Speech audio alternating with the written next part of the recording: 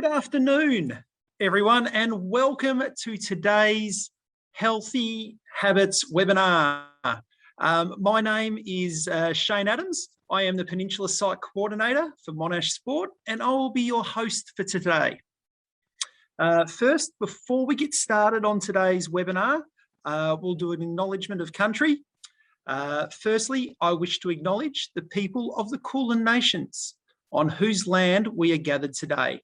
I pay my respects to their elders, past, present, and emerging. I also wish to acknowledge the traditional custodians of the various lands on which you are joining us from today.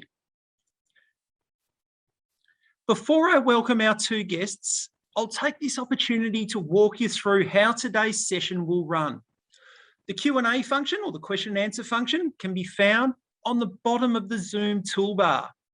Please feel free to leave any questions throughout today's session.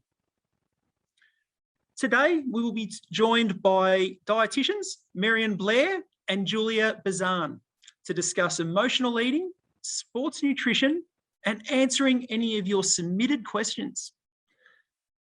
It can be difficult to maintain nutritional, healthy habits during these uncertain times, so we hope this webinar gives you those tools and knowledge to support you in creating healthy habits. We welcome Merran and Julia.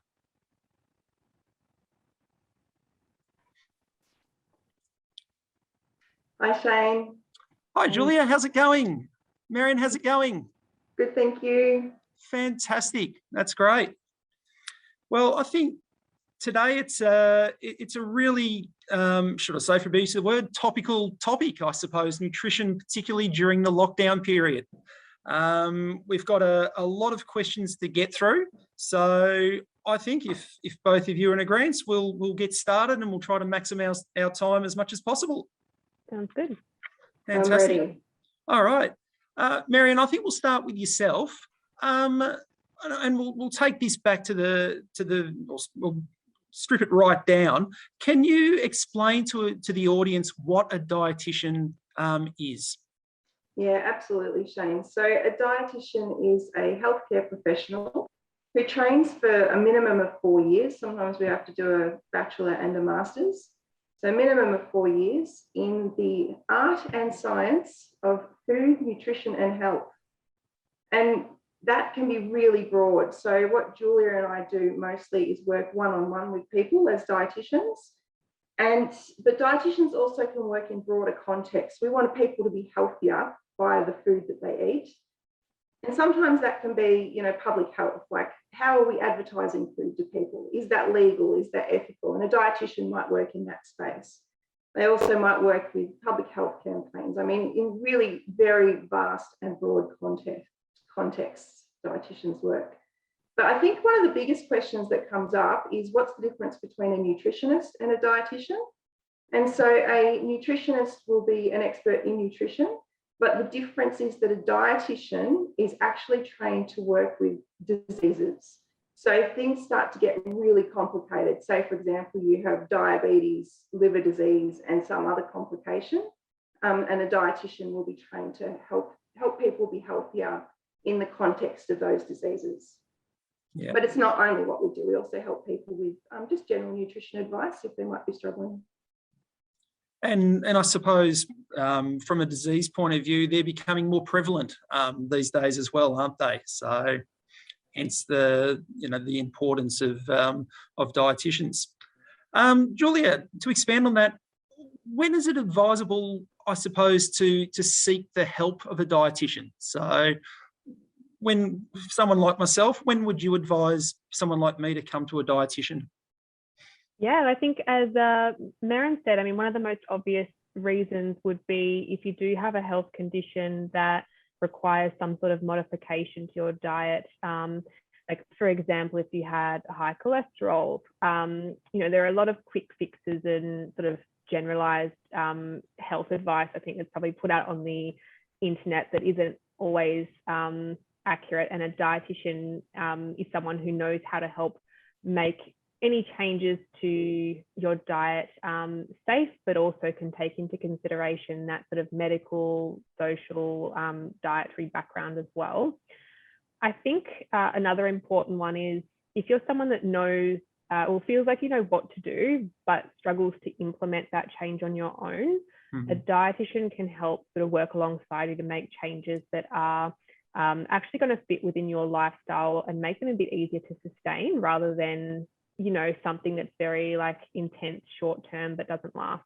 So they can really be a good person to work alongside you to overcome any challenges along the way to you kind of reaching your health goals.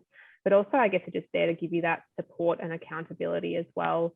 But yeah, there's a huge range of different people that might see a dietitian, and that can range from someone just wanting general help or like a bit of a review of what they're doing versus, you know, someone who does have a very complex medical background that needs some help. So I think I guess it's a bit of a scale. Anyone can see a dietitian. Some may want to see one as a bit more of a priority.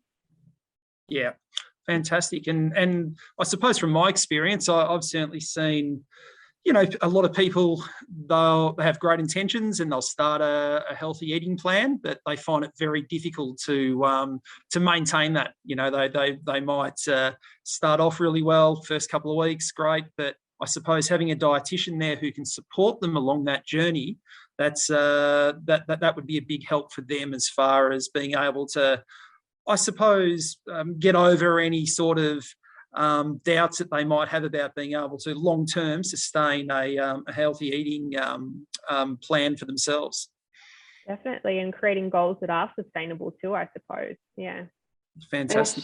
And Shane, I just want to add to that. Like, I think the difference between the advice that you would get regarding nutrition from your Auntie Margaret versus from your dietitian would be that the dietitian will spend probably about 20 minutes asking you questions to understand your situation, your goals, what's preventing you, so that you can troubleshoot together. Like we really understand the individual situation before we start throwing out advice.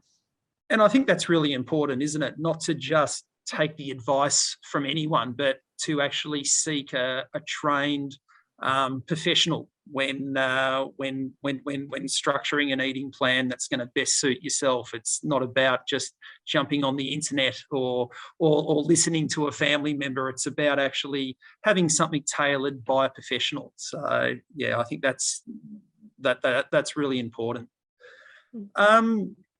Merran, we'll move on to yourself. We're all aware of the changes we've all faced over the last 2 years. How have our eating habits changed during lockdown? So this is Well, I think we could ask anyone in the audience this and everyone would say the same thing. We've definitely, well, not for everyone, I shouldn't say that, for most people there's been an increase in snacking. A lot of people are talking about being in the house more means that there's more access to, you know, the kitchen. Yeah. And some people are talking about exercising less. I think that can be related to, you know, the restrictions that we're facing. You can't go to gyms, but also the stress and the mental health concerns that are happening with the lockdowns. Yeah, definitely, and you know, I can certainly vouch for that firsthand. I think boredom sometimes sets in at home, and with the pantry so close, it's very easy to just wander over there, isn't it, and grab the first thing. Seems like as well. I mean, a lot of the time we don't have our usual go-tos for things like self-care or enjoyment. So a lot of the time it's like the reward at the end of the week becomes like getting that takeaway or whatever it might be, which I've definitely seen in a lot of my clients. Yeah, definitely. I suppose with lockdown and nutrition, have there been any statistics that have been released, or are either of you aware of any statistics that have been released around eating habits during the last sort of 18 months of our lockdowns? Well, I looked at this, Shane, but I didn't really look at the numbers specifically. I just have a general sort of general information. I don't know, Julia, do you have numbers? Honestly, there weren't that many. A lot of the studies were more, I guess because they couldn't quite be as structured as they normally would, were a bit more like looking at a cohort of people and getting the more that kind of like qualitative data anyway, but I think the message is very loud and clear across all of them, which is pretty much everything you said, Merran. Increased challenges with food, like the mental health aspect, then potentially rolling over into an increase in like emotional eating. But yeah, any kind of like things like frequently, maybe like overeating beyond kind of our natural fullness and that kind of thing were definitely common themes that I saw. Yeah, and I guess probably, Julia, one thing that we've both spoken about but haven't brought up yet is a really significant increase in eating disorders. Yeah. So when we're sort of talking about, you know, people are snacking more and the treat at the end of the week and eating till over full, we're talking about that, but we definitely encourage everyone who's watching today to be kind to yourself, because it has been tough. And so, you know, when we see that prevalence of eating disorder increase, this is pretty stressful, and it's not something that you're meant to sort of face and overcome by yourself. So don't feel like you're alone. Seek help. And is that I suppose, a consequence of the eating and the food being controllable in someone's life at the moment, in a world over the last 18 months where things have been a little bit out of control? The one area that people tend to feel that they control a bit more is their eating, to a degree. Is that why we've seen a higher rate of eating disorders over the last sort of 2 years? Eating disorders are so complex, like you can't even put a finger on a single thing, but I would definitely say that that's a contributing factor. Julia, you'd agree? Yeah, I would say, I guess that's sort of one component, but yeah, I would definitely find that for a lot of people it's not necessarily focused on that element of control, but I think that's a really prominent exacerbator, I suppose, during these times. I guess that was the other thing that was consistent that I sort of read about, was that anyone who did have an existing eating disorder, the statistics were pretty strong in saying that was generally exacerbated during lockdown as well. But yeah, I think it's like a combination of, well, just isolation and not having our typical coping strategies around, and I don't know, so many things. The list could just go on forever. Yeah, no, definitely agree with that. Julia, we've had a lot of questions submitted to us asking about binge eating as a response to stress and emotions. What defines emotional eating, and what are your tips to help manage it as well? Yeah, so I guess emotional eating is pretty simply put, I guess, eating in response to some sort of emotional trigger, and that can be things like stress, it can be sadness, but it can even be if we're feeling really happy or whatever it might be. It's some kind of eating that's not necessarily in response to our physical cues of hunger. But I guess the thing that I did want to highlight is that it's often seen a little bit in like a negative light, or there's that belief around it that eating outside of that purely physical need is bad, but really emotional eating is a very normal human response that like I don't think there's a single person who doesn't do it, honestly. And it isn't wrong, it's just one way of coping with our emotions sometimes. But yeah, I mean, despite that, it is easy for a lot of people to feel shame around that experience. And I guess often food doesn't always address the underlying concern either. So that's where it can get into a little bit of a cycle. Yeah. I would probably first say, well, yeah, like as I said, like food is one coping strategy, and that's completely okay. But it is helpful to make space for other self-care strategies too. And if you're not really sure what that might look like, trying to bring awareness to those times when you might be emotional eating is sometimes a really good first step.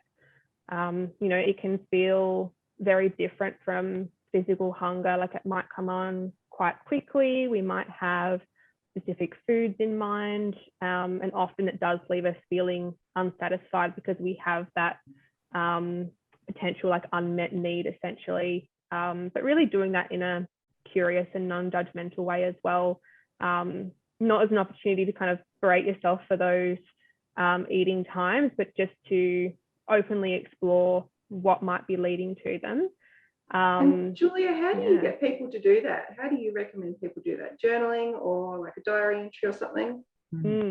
I usually think that something like a food diary is a really helpful way, or any just type of reflection on your thoughts and feelings around eating times, so that you can sort of identify any patterns that might be specific to you, but also then you've got the opportunity to then go, what are those needs that aren't being met and how can I do that? And of course, that can be made a bit easier as well if you've got some support from like a dietitian and a psychologist and people that can help work through that with you as well. I think is pretty invaluable. But yeah, I think just bringing awareness is a good starting point and exploring without judgment. Yeah, I think that's fantastic advice, and having that support network around, that seems to be a common theme. It's making sure you've got a really strong support network around of professionals and family as well, isn't it? Yeah. Is there, and this might not have a specific answer, but are there certain foods that people tend to gravitate towards with emotional eating, or is everyone vastly different? I would say that it's often the high calorie tasty ones. So it might be chocolate and, potato chips, something like that. I've been thinking about this recently too, Julia. I'm sure it's because there's like maximum taste, but very little fullness, because you're probably already full when you're doing this emotional eating often. So it's like you're going for that taste sensation in the mouth, but something that's not going to fill you up too much because you're already at that point. So, I mean, generally that's what I find in clients. It'll be chocolate or sweets, or they'll go the other side, which will be salty, savoury things. Yeah, and I always think about it as well, I guess, from like the way that we're processing those foods. If we have foods that are going to give us like a quick increase in our blood sugar, that's probably going to give you short-term feelings of like a bit more energy, which can then be like this feeling of energy means feels like happiness. So that means I'm kind of moving away from anything that feels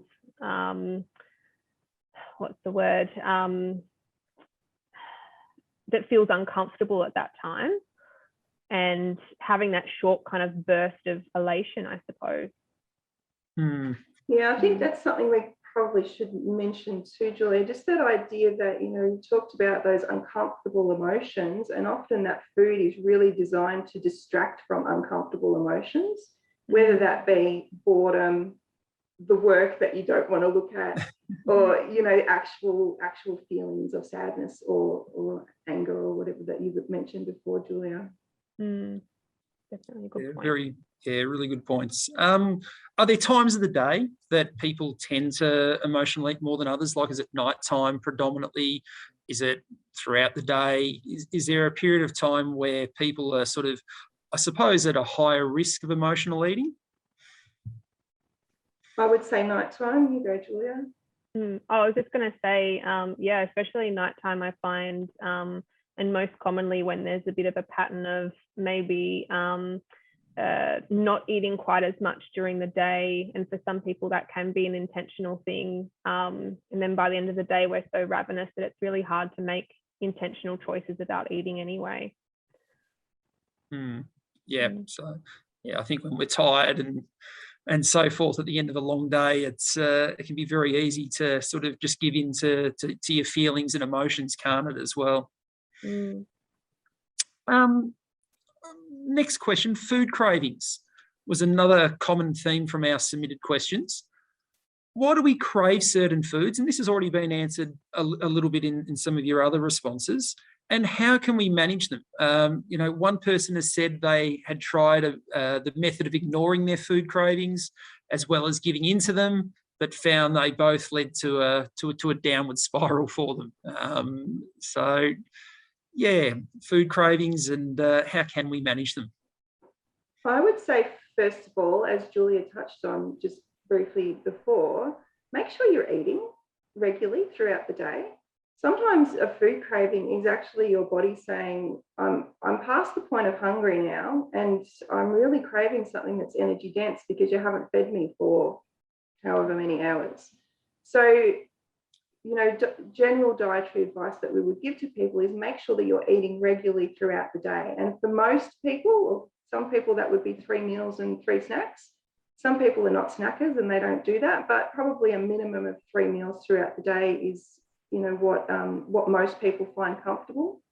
So once you've explored whether it's actually hunger that's causing these cravings, then we would look to that emotional aspect. Is it actually that there's something else that's happening for you, and the food is something that you are desiring to help you feel better for whatever else is happening?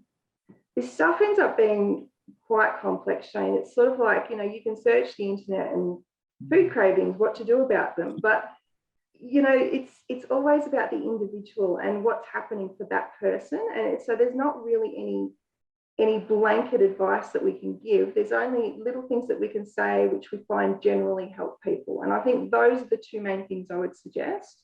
If you suffer from really severe cravings and you're really worried about it, that's one of those times where I would go and see someone. So, Julia or myself or another dietitian can really help to troubleshoot what it might be that's happening for you. Yeah, great advice. And I suppose from my perspective, I know, having worked in the university sector, you come across a lot of particularly students that will skip breakfast, they'll skip lunch, and they really won't have their first meal until 2, 3, 4 o'clock in the afternoon. And then from there, it's just continuous eating until 9, 10 o'clock at night, So I suppose, and both of you, you're more the expert than what I am at this, but I suppose it's really important to make sure that you do get breakfast in first thing in the morning, isn't it, to really start your day off on the right note. I usually say that, for some people, they really just are not breakfast people, but I think I usually put more of a bit of an emphasis on getting in some sort of regular meal intake. And if that's slightly pushed back and that's kind of the normal every day, then I usually think, if that works, fantastic. But I think it's probably, as you said, like a bit more, a bit trickier to manage if it's that really long extended period of time without nutrition. And then it's like, our body needs to compensate somehow. So we end up sort of grazing and perhaps, not getting the actual fuel that our body needs. So I think it becomes a little bit more, something that you might want some help with. But yeah. One thing too, I just want to add to that, Shane, is that the media tells us with all this diet advertising that not feeling hunger is a good thing. People talk about particular diets and they're all like, I didn't even feel hungry. You need to feel hunger. If you are not feeling hunger, then there is something probably wrong. So, people who go all day without eating and they don't feel hunger, that's not a healthy state to be in. That's something that we would be concerned about. You're probably not listening to your body and you're probably paying for it later. And what impact does that have on, say, your metabolism long term? Like, does it impact on your metabolism? Does it not? I know there's lots of myths out there regarding that. By not eating regularly, can it slow it down? Does it speed it up? What's the consequences there? Or is that very much based on the individual? I would say over the short term, like day to day, if you don't eat for a whole day, the effect on your metabolism is probably fairly minor. I think that, studies, 24-hour studies probably indicate that it doesn't do much. But what it would do over a lifetime, we're not sure of. And certainly long, extended periods of not eating do slow down your metabolism. Mm-hmm. Yeah. Merran, you've provided us with some mindful eating resources. Julia provided them too. Julia provided them too. Shane. Yeah, sorry, I was a little bit late on that one, but we got them in. You got them in. That's fantastic. No, good. I was a little worried there, the way you were both looking. I was like, oh, geez, I hope you did. Can you explain a little bit more about about these and what mindful eating is? Yeah, well, one that I popped through is a really, one that I really like from Headspace, which, yeah, I guess sort of runs you through different elements of mindful eating. And I would say like a good way to describe it is that it's really about getting in touch with, I guess, like the physical sensation of what's going on with things like your hunger levels and your like your fullness and your satiety, but also connecting to that other component of food that is about you know, what feelings does it evoke, what meaning does this food have? And I suppose it's just about really engaging in that experience. Yeah, but that resource does kind of explore that in a little bit of detail. Yeah, just about, I guess, what other considerations can we make? Like, how can we appreciate food? How can we improve our relationship with food? And how can we better listen to our bodies so that we can understand ourselves a little bit more in the way that we eat the way we do? And that is a major problem for a lot of people. They don't tend to listen to their bodies, and they don't tend to take a lot of notice of the types of foods that they're eating, do they? It is something that for all of us we can improve on and learn. Yeah, I guess so. But I would also say that it's something that takes a very long time to learn. Like, I think that you know, like when we're like little babies and we're like, yeah, I want food. No, I don't want food. And it's very, it's all very straightforward in a sense. But as we kind of grow older, we've got so many influences on what we eat, whether that is someone saying, eat this, don't eat that, or advertisements, or whatever it might be, what your mum told you to completely finish the plate, regardless of how full you were. So many different influences that start to skew that that like intuition that we were probably kind of born with initially. And yeah, it's not always an easy thing. Yeah, definitely.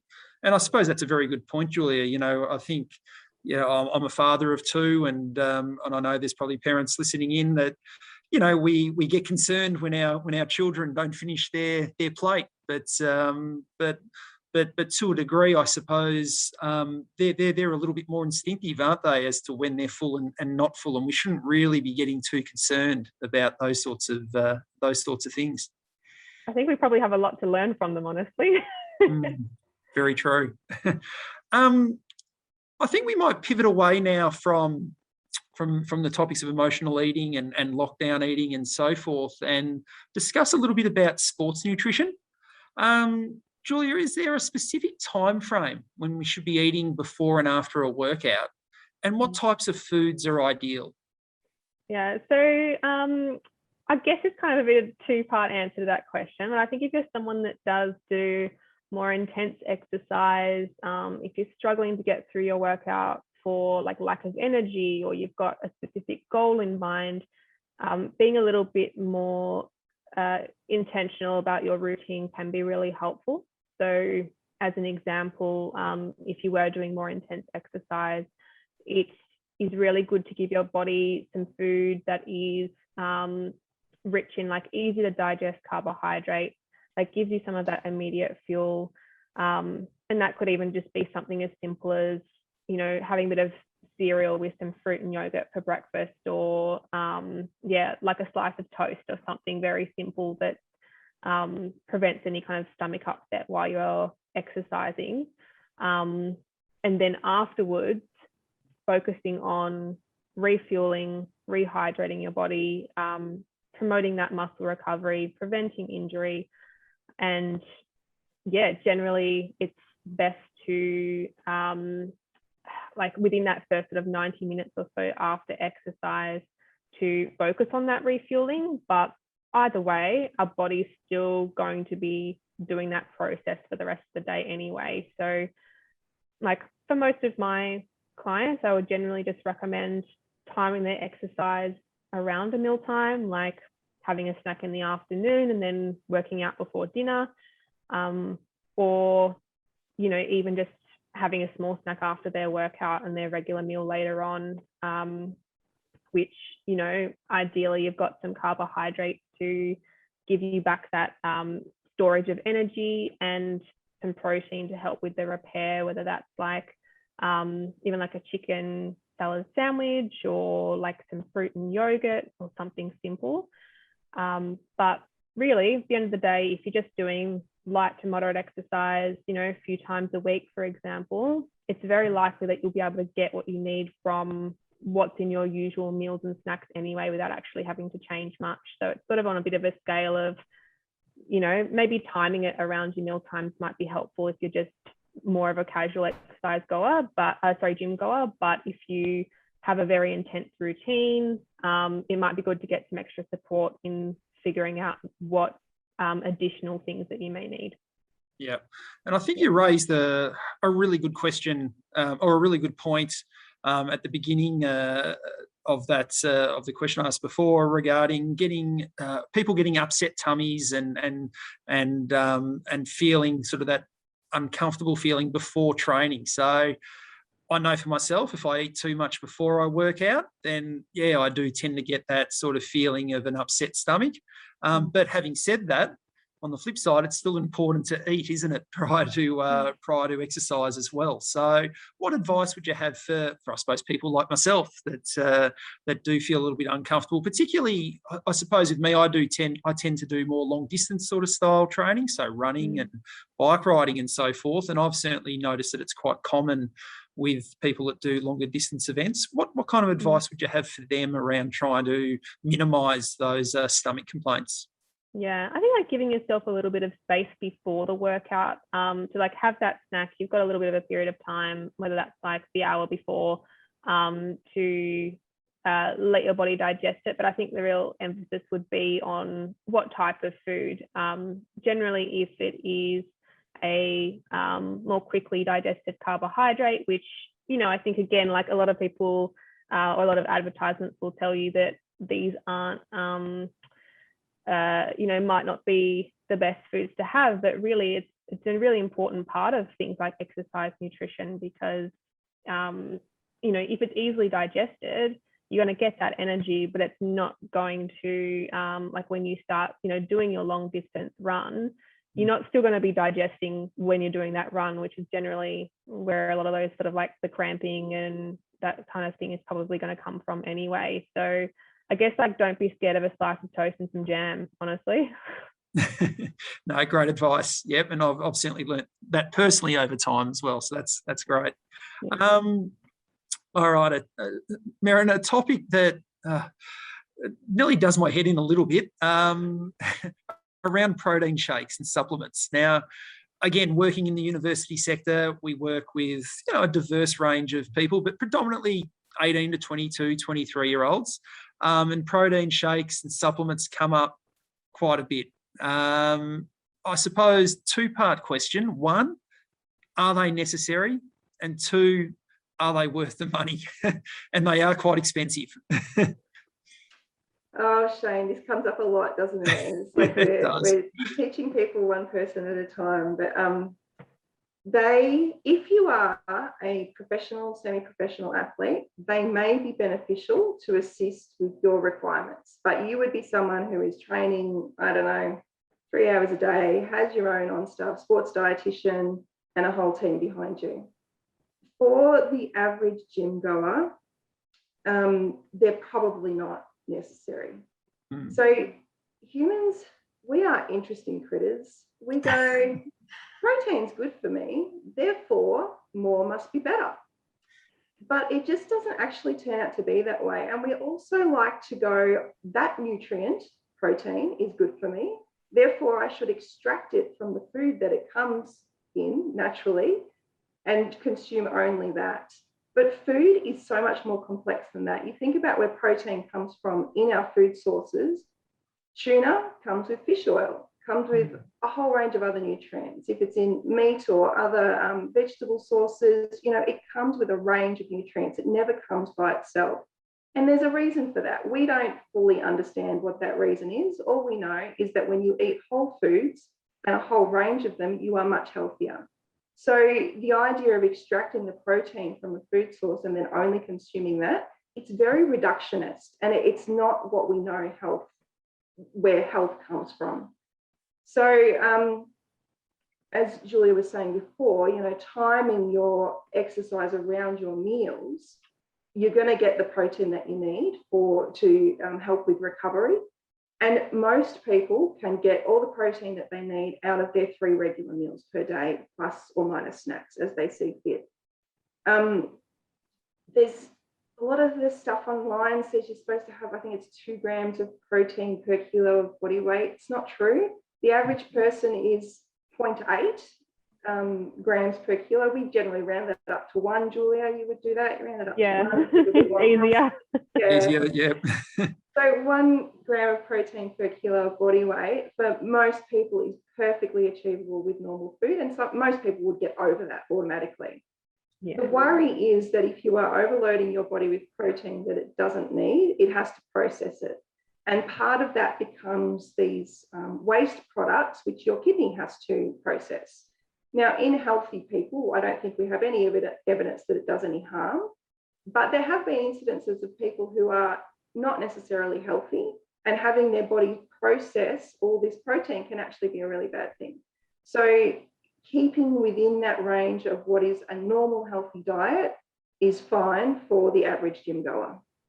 And why would you choose a protein shake over delicious food?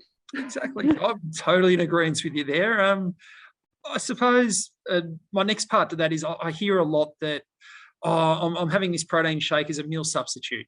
I haven't got time to eat. I'm gonna have this protein shake as a meal substitute. Is that a good option, or again, is that just taking the easy way out and it's not really giving you the nutritional value that you really should be looking for after a workout? I would agree with the second part of your statement, Shane. It's probably not giving you the nutritional value that you actually need. It's missing out a whole range of nutrients. Yeah. Having said that, if your options are this protein shake or nothing, I would say have the protein shake. Mm-hmm. Yeah. Do you agree with that, Julia? Yeah, I was just going to say, I guess that's the main thing where I would consider is if somebody had needs that were greater than what they could achieve through eating alone, and the pure volume is too much, then that's also a good place for a protein shake. But if it is that, as you say, like that or nothing, it's probably going to be better to have that, especially if it's like that example that we had earlier about someone that might be skipping a couple of meals in the day. Like, if there's no way to get that physically, like actual food physically in the day, then it's probably a good trade-off. But it's not an ideal one. It really should only be the last resort, shouldn't it? Really. Yeah.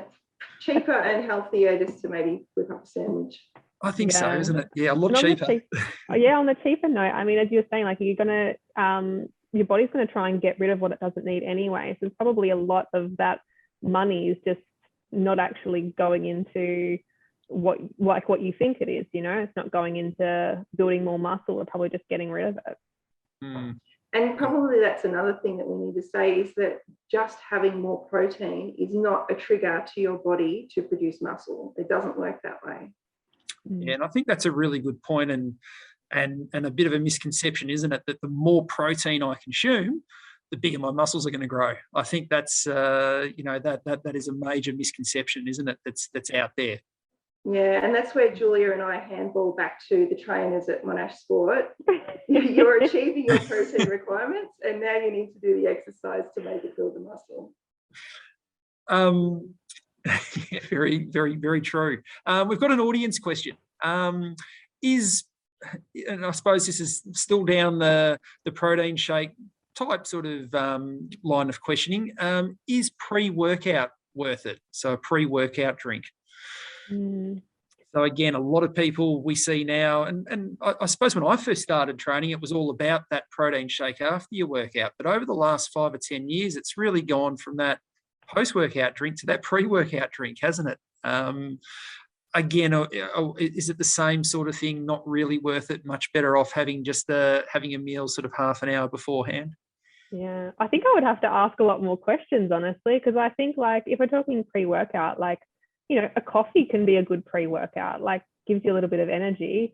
Not energy, but like I guess you've got a little bit more oomph to go a bit further. But I would also sort of say, I mean, does that mean that you're like you don't have adequate fuel and you need to rely on something else to provide you that, and therefore risking potentially injuring yourself or not being able to recover very well? Is it that, you know, you could focus on having a better sleep cycle so that you're actually better able to do that? I think it's probably one of those things where having pre-workout purely in the aim of doing things more intensely longer is probably putting you down a rabbit hole for unsustainable exercise, in my opinion. Yeah. And I suppose my last question on, or I've got a couple more questions on supplements. One is, and protein shakes and so forth. One is, are they addictive? You know, do people become just too reliant on them? You know, is there addictive elements to them that make people just want to have them all the time and they feel like they can't train without them, basically? Is that something that either of you have come across? There is an incidence of, there was like a contaminant in, an unreported contaminant, this was a couple of years ago, in a protein shake, and I think it was an amphetamine. So in those instances where you're not sure what's going into them, yeah, potentially, but maybe psychologically they could be addictive. Like, I'm not going to work out well unless I've got this thing. Yeah, I haven't like read anything personally, but I would kind of imagine the same. Like, it starts becoming almost like you start doubting your ability to complete it if you don't have that thing that's like, yeah, reinforcing your confidence in being able to complete those exercises. Yeah. Interesting. Yeah, and it's certainly something that I've noticed in my time working at Monash Sport is that, you know, every now and then you'll get a member saying to you, "Oh, geez, I just can't bench as heavy today. I haven't had my pre-workout." You know, it is very psychological, isn't it? And yeah, also, it could also be caffeine, because some of those have caffeine in them. So if you're not a coffee drinker and you're used to having your pre-workout with caffeine and then suddenly you don't have it, then you might feel a bit more tired. Yes. Yeah. And sort of my last question on this this line of questioning is, what about supplements such as multivitamins? And look, they're different, again, to your protein powders and your pre-workout drinks and so forth, but multivitamins, are they everything they're made out to be? Or is it just Generally really good not. advertising? I think it's pretty much same as the protein shakes. You can get majority of what you need through food, and I think sometimes if we're taking a multivitamin, it can almost be like a bit of a way to avoid having correct nutrition. And as Merran was saying, like, you know, if we're eating this food, we're getting a whole range of different things in there. But I've definitely talked to people in the past who have sort of been in that mentality of like, you know, I'm not eating enough, but it's okay because I have a multivitamin, that kind of headspace, which, you know, I would say is not a very healthy relationship with food.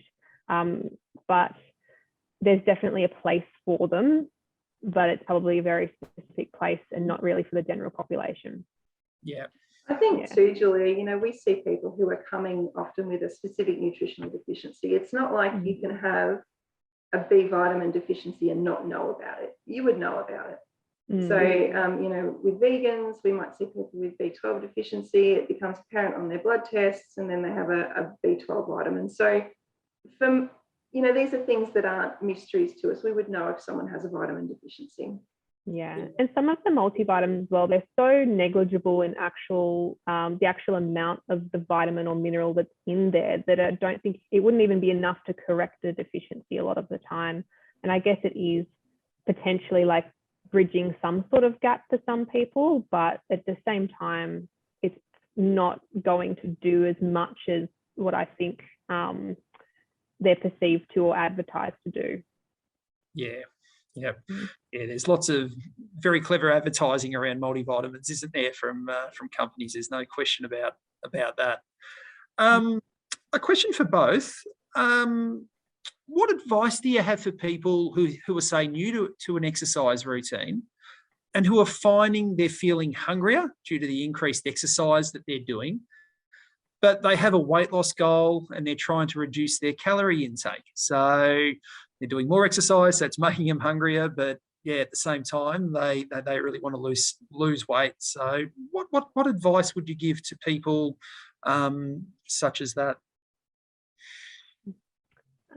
Well, I would just like to say, like, unless there's a specific reason why it might be harder to listen to your body's like hunger or fullness cues, our bodies are usually very good at regulating our hunger based on what we need. And if you need more fuel, it's probably going to tell you, you're probably going to be sent those hunger signals, which I mean, sometimes can be a little bit skewed by exercise. You might not feel quite as hungry even for a lot of people.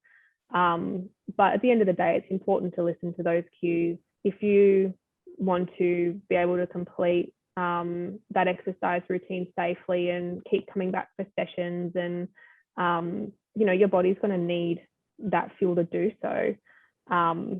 But yeah, I would just usually think about like, what can I actually just add in that's going to benefit my health overall? And you know, maybe that might result in a little bit of weight loss at the end of the day. But yeah, I think I kind of want to tack on to the end of that I would encourage people in that situation as well to look outside of weight loss as their primary goal. And, you know, if you're going to the gym and exercising and you want to lose weight, I mean, what does that actually sort of mean for you? I mean, do you want to be able to run without, you know, shortness of breath? Do you want to feel stronger? Do you want to reduce pain? Do you need help with a health condition?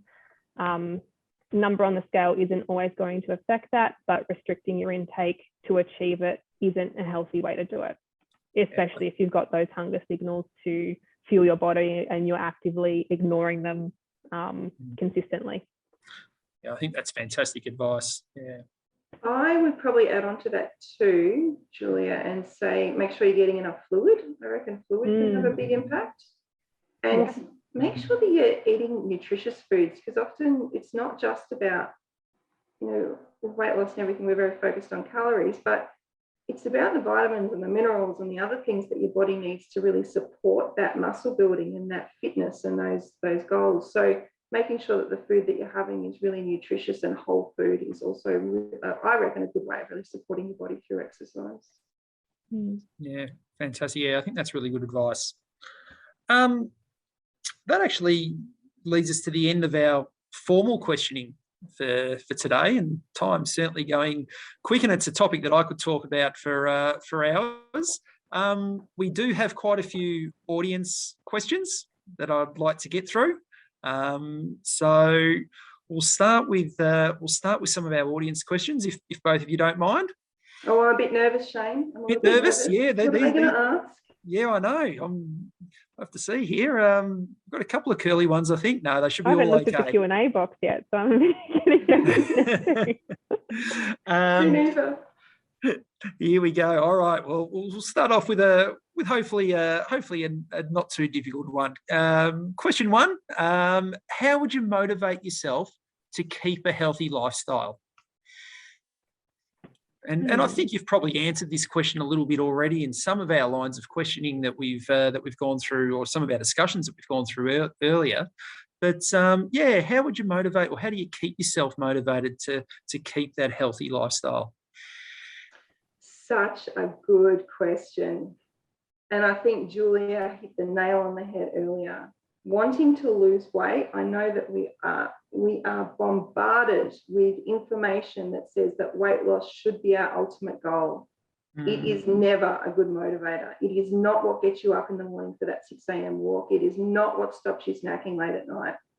You need to dig deeper. Like, what is it that I want from this?